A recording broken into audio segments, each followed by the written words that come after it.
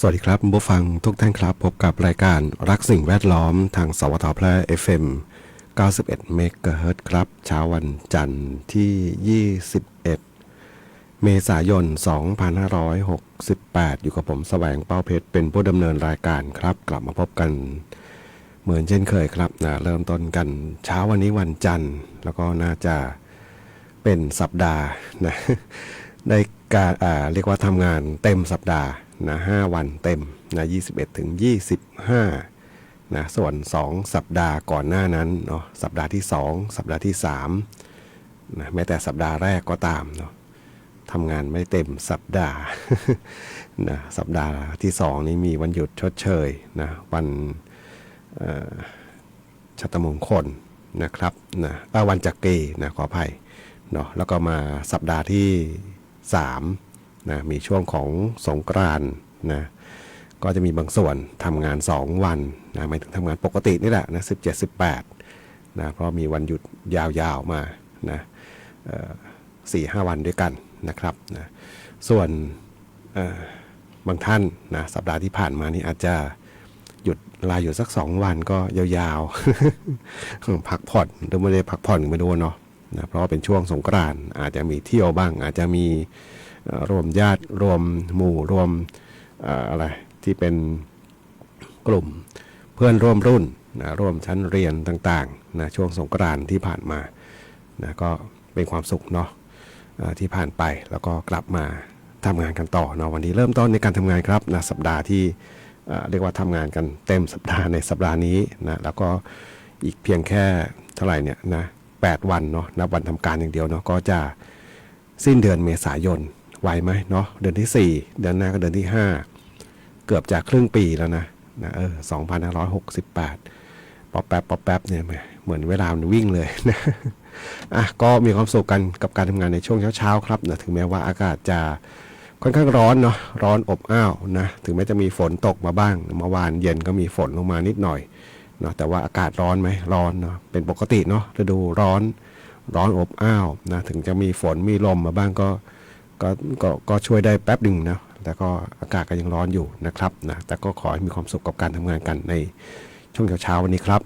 บทเพลงเพื่อชีวิตนะยังคงเหมือนเดิมครับนะทางโทรศัพท์054523 516ครับนะแฟนเพจก็สามารถที่จะพิมพ์คอมเมนต์ไว้ได้ครับกับช่วงเวลาของรายการรักสิ่งแวดล้อมครับ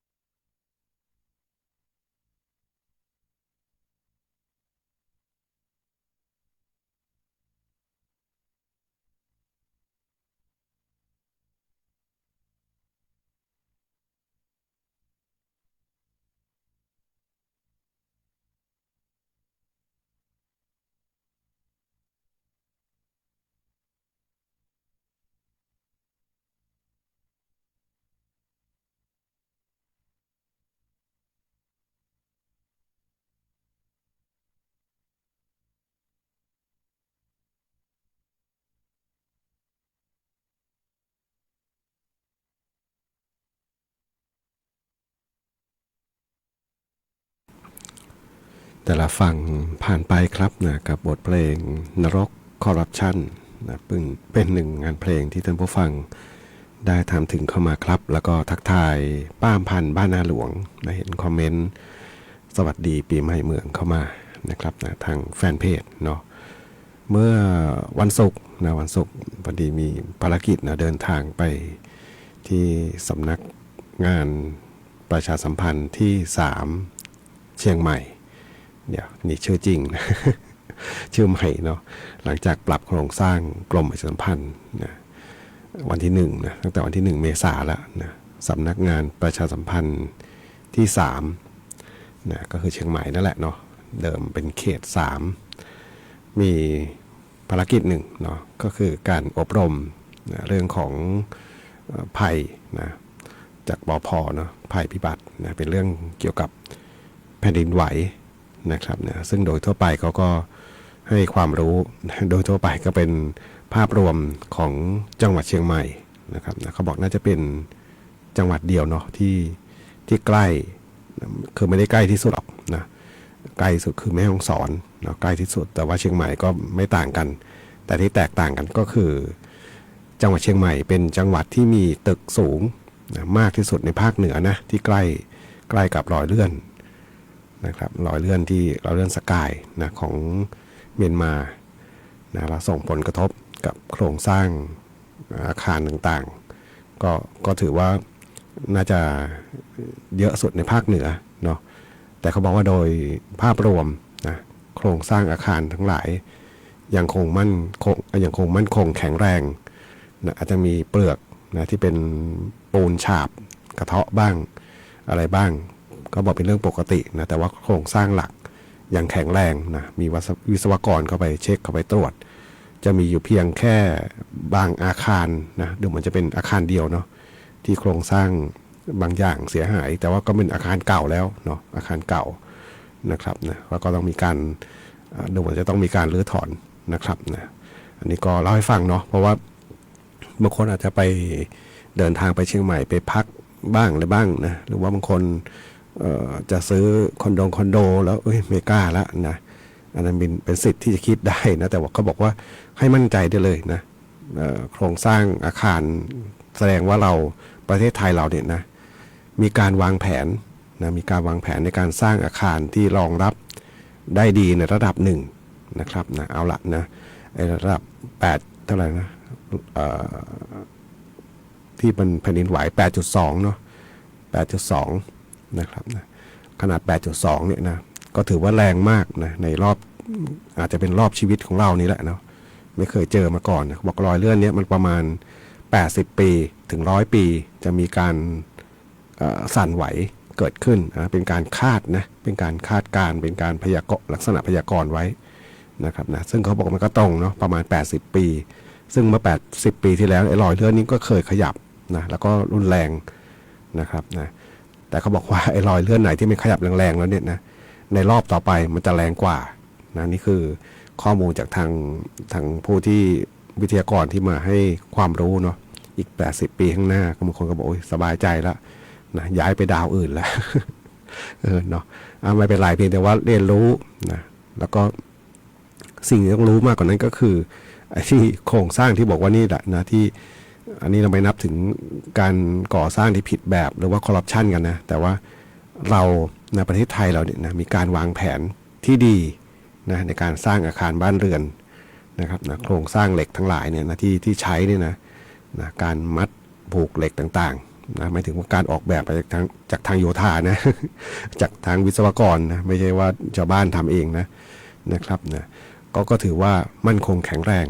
นะครับนะส่วนความวิตกกังวลความกลัวย่อมมีเกิดขึ้นนะครับนะเป็นเรื่องปกติเนาะแต่ก็บอกถ้าประเทศอะไรนะญี่ปุ่น ค่อยความรู้บอกถ้าเป็นญี่ปุ่นจะทำไง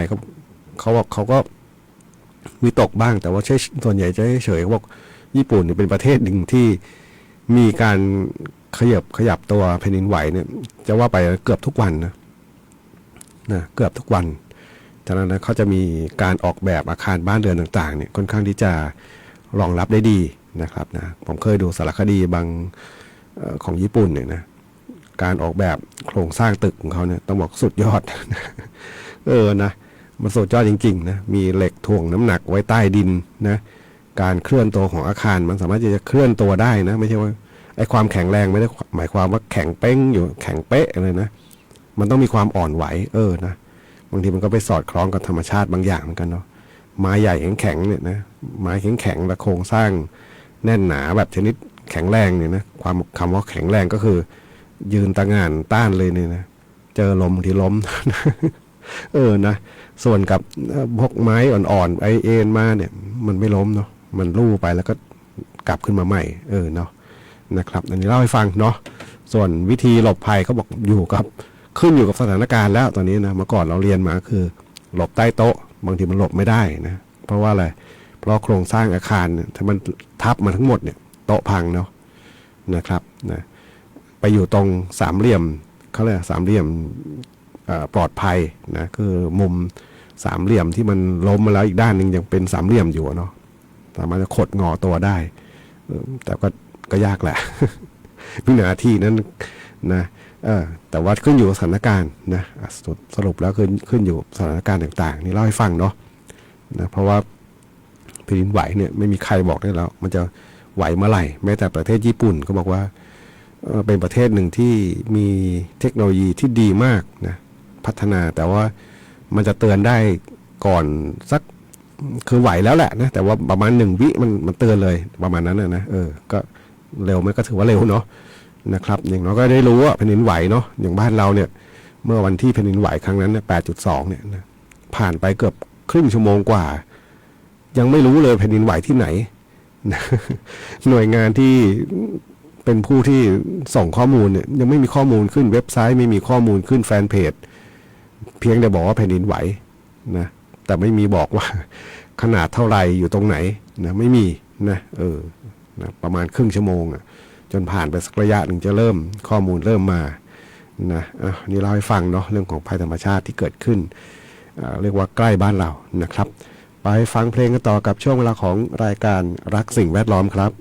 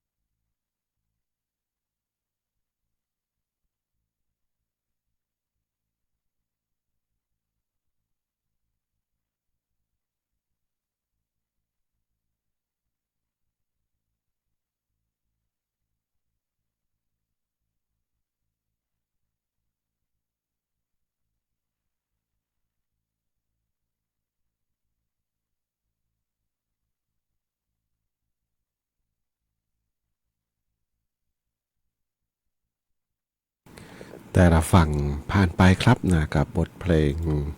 ของซูซูกับร้องในคุณทอมดันดีครับนะสำหรับเพลงบ่อสร้างกลางจ้องเนาะตอนนี้ต้องบางคนบอกต้องใช้แล้วล่ะ แดดแรงเหลือเกินเลยเนาะกลางวันนี่ตั้งแต่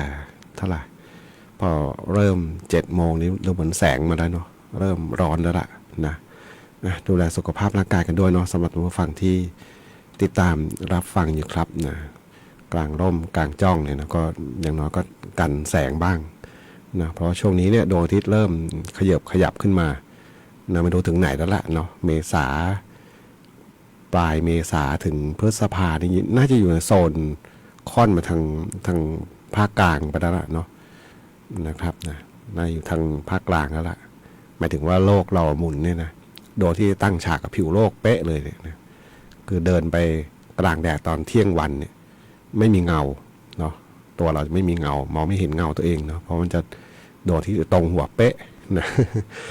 อันนี้ไม่เกี่ยวกับโชคกับลางอะไรนะแต่ว่ามันคือการที่โลกเราหมุนนะหมุนรอบตัวเองแล้วก็หมุนรอบดวงอาทิตย์เนี่ยนะเอียงไปเอียงมาเนี่ยนะช่วงปลายเมษาพฤษภาก็จะขยับขึ้นมานะดวงอาทิตย์ขยับขึ้นมาค่อนทางเหนือขึ้นมานะครับนะแล้วก็จากเริ่มกลับลงไปเนาะจะเริ่มเข้าสู่ฤดูหนาวนั่นเองนะครับนะก็ช่วงนี้แดดแรงอากาศร้อนนะครับนะดูแลสุขภาพร่างกายกันด้วยนะครับนะขอบคุณผู้ฟังนะที่ติดตามรับฟังนะรายการรักสิ่งแวดล้อมเดี๋ยวสัมมโนประชากรยังอยู่ไหมบนยังอยู่นะไม่แน่ใจปลดอะไรไปบ้างนะเมื่อสักครู่มาดีโทรศัพท์มานะครับบอกว่าช่วยประชาสัมพันธ์หน่อยนะการกรอกข้อมูลนะเป็นระบบออนไลน์นะครับนะเป็นระบบออนไลน์นี่ผมเข้าไปอยู่ในเว็บไซต์ของเขาแล้วสำนักงานสถิติแห่งชาติเนาะนี่นะเป็นการกรอกข้อมูลออนไลน์แล้วก็เขาบอกว่าเมื่อรอบที่ผ่านมานะมีคนกรอกแล้วก็ได้รับของรางวัลเนี่ยมีเมืองแพร่อยู่3 รางวัลด้วยนะคนทางแพร่เนี่ยนะไม่แน่ใจคนอยู่ที่แพร่หรือเปล่าหรือว่าคนอยู่ที่อื่นนะเพราะว่าอะไรเพราะว่าคนเมืองแพร่ก็ทำงานที่อื่นด้วยเนาะนะครับนะก็สามารถจะกรอกได้ไงเพียงแต่ว่ามันอยู่หลักฐานมันเป็นของตามสำเนาทะเบียนบ้านเนาะก็คืออยู่ที่จังหวัดแพร่นะครับอันนี้ไม่แน่ใจจริงๆนะแต่เพียงแต่ว่ามาดีเขาเชิญชวนเนาะเชิญชวนท่านผู้ฟังที่ยังไม่ได้กรอกการทำสัมมโนประชากรและเคหะ2568นะครับนะก็เข้าไปกรอกดูได้ไปกรอกได้นะครับนะทำยังไงเนาะพิมพ์สวทแพร่ก็ได้นะครับสวทแพร่เว็บไซต์นะไม่ใช่แฟนเพจเว็บไซต์นะครับมีแบนเนอร์สไลด์อยู่นะครับด้านบนนะครับนะผมเองเป็นคนทำเองนี่แหละ แต่ยังไม่ได้กรอกเหมือนกันนะเดี๋ยวก็บอกเดี๋ยวมาดีจะมาแล้วนะเดี๋ยวมาดีจะมาถามหาละนะครับก็ขอบคุณนะที่ติดตามรับฟังอยู่แล้วก็ทราบอะไรครับทราบความเคลื่อนไหวต่างๆนะก็แจ้งข้อมูลเข้ามานะครับนะคุณสมทรงจิตประสานถามไทยบอกคุณแสวงแอลปีใหม่ม่วนก่อ ก็ม่วนอยู่ที่สวทเนี่ยนะไม่ได้ไปไหนเนาะเพราะว่าด้วยวัยนะครับนะสองก็คือวันที่17เนี่ยนะเมืองแพร่เนี่ยไม่รู้เป็นไรเนาะโดยทั่วไปเท่าที่เห็นเนี่ยแล้วปกติก็จะเข้าเวรเนี่ยเนาะจะมีพายุฝนฟ้าคะนองเกิดขึ้นนะแล้วก็17ที่ผ่านมาก็มีจริงๆนะ2 รอบเลยนะรอบสักราวบ่าย2 รอบหนึ่งเนาะแล้วก็อีกรอบหนึ่งช่วงค่ำมาลืมล่ำนะเรียกว่าเอาเรื่องเหมือนกันนะเนาะนะครับนะลมพอแรงอยู่นะครับนะก็อันนี้ก็เป็นช่วงปกติเนาะพายุฤดูร้อนที่อาจจะเกิดขึ้นได้นะครับไปฟังเพลงกันต่อกับช่วงเวลาของรายการรักสิ่งแวดล้อมครับ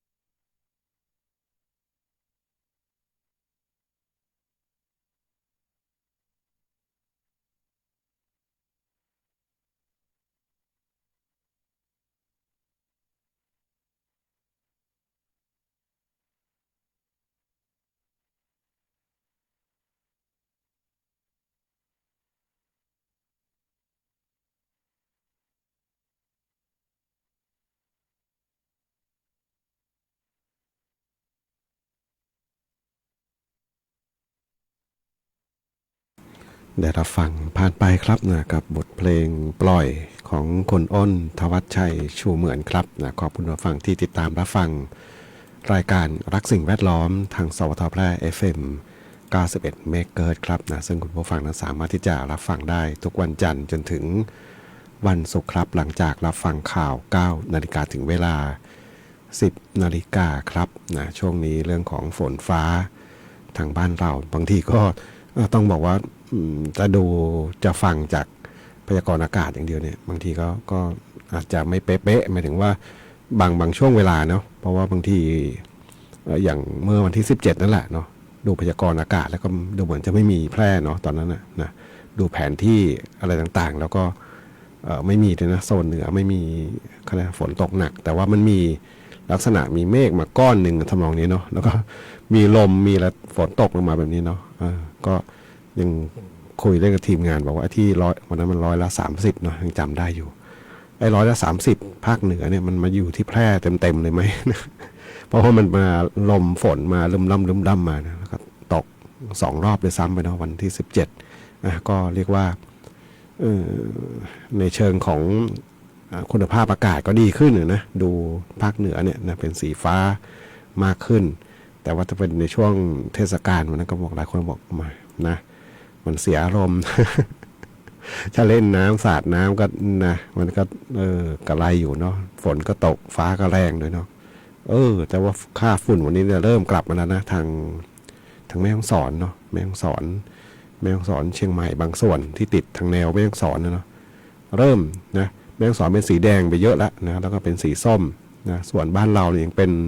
กลุ่มสีฟ้าสีเขียวอยู่นะครับยังเป็นสัญญาณที่ดีนะในทางเมืองแพร่เมืองน่านพะเยา